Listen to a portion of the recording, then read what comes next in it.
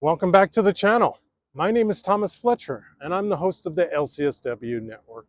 If you're new to the channel, please do me a favor by smashing that like button, by subscribing to the channel, and by sharing this video with your social work colleagues and friends. The purpose of this channel is to create a community of hope and support where social workers can come for relevant news, information, and inspiration. Well, welcome back to Self-Care Saturday. Welcome back to Season 4, Episode 28 of our Self-Care Saturday series. So this is Part 4 of our SAMHSA Recovery Model series, which we have been doing this month in honor of September being Recovery Month. So in this episode, we will be covering the last 4 guiding principles in the SAMHSA Recovery Model. Those are: recovery is culturally based and influenced, recovery supported by addressing trauma, recovery involves individual, family, and community strengths and responsibility, and recovery is based on respect. So the first one is recovery is culturally based and influenced. Culture and cultural backgrounds in all of its diverse representations, including values, traditions, and beliefs, are keys in determining a person's journey and unique pathways to recovery. Services should be culturally grounded, attuned, sensitive, congruent, and competent, as well as personalized to meet each individual's unique needs. And I would say, again, using this lens of recovery model for self-care, I would say that self-care is culturally based and influenced, and that we need to be aware of our own values and traditions and beliefs for creating sustainable self-care practices that are in alignment with our understanding of our own unique cultures. The next guiding principle: recovery is supported by addressing trauma. The experience of trauma, such as physical or sexual abuse, domestic violence, war, disaster, and others, is often a precursor to or associated with alcohol and drug use, mental health problems, and related issues. Services and supports should be trauma informed to foster safety, both physical and emotional, and trust, as well as promote choice, empowerment, and collaboration.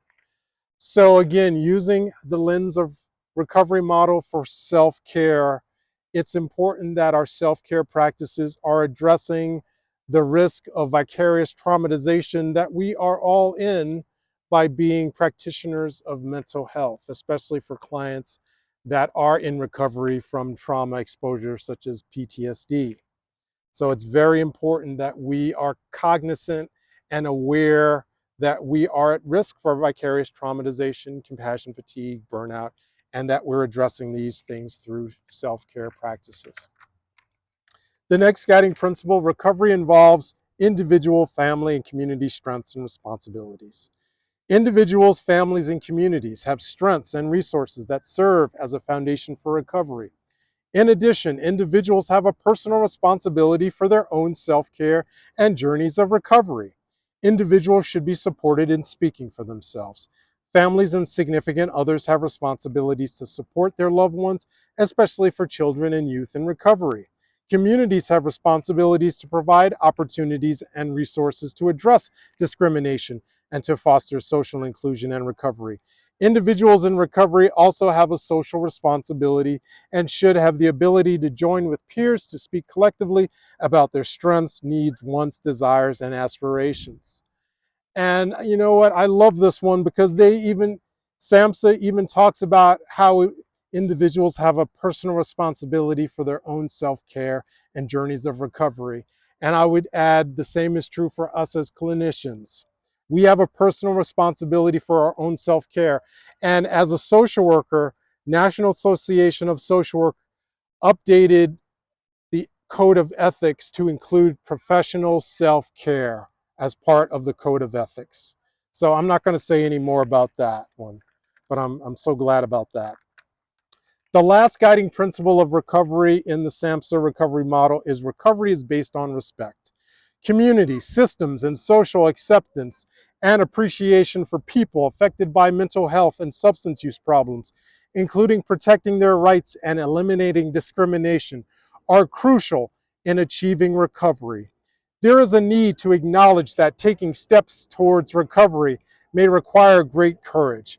Self-acceptance, developing a positive and meaningful sense of identity, and regaining belief in oneself are particularly important.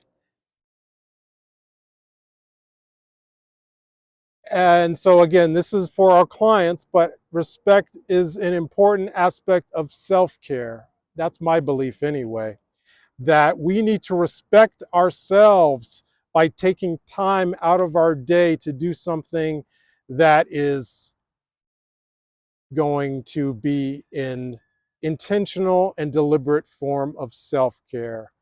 You know, whether that's taking a minute, a 5-minute break to drink some water, to take a 5 minute to meditate, self-reflection, you know, even taking time, you know, even being intentional about taking time off from work to attend doctor's appointments, dental appointments, therapy appointments. All of these are aspects, again, of our self-care, thinking holistically. Um, so respecting ourselves is an important part of our self-care. I really believe that. So we have completed our 4-part series on the SAMHSA recovery model and how we can use it for professional self-care for social workers and other licensed mental health professionals. I'd love to hear your comments, your feedback about this series and about how you may start applying this SAMHSA recovery model for your own self-care. I'm going to stop right there, but I want to thank you all for watching this video. For all the licensed mental health professionals and licensed clinical social workers, thank you for the work that you do every day for your clients, for your agencies, and for the professions. Thank you, and I'll see you on the next video. Please take care of each other and yourselves. Bye for now.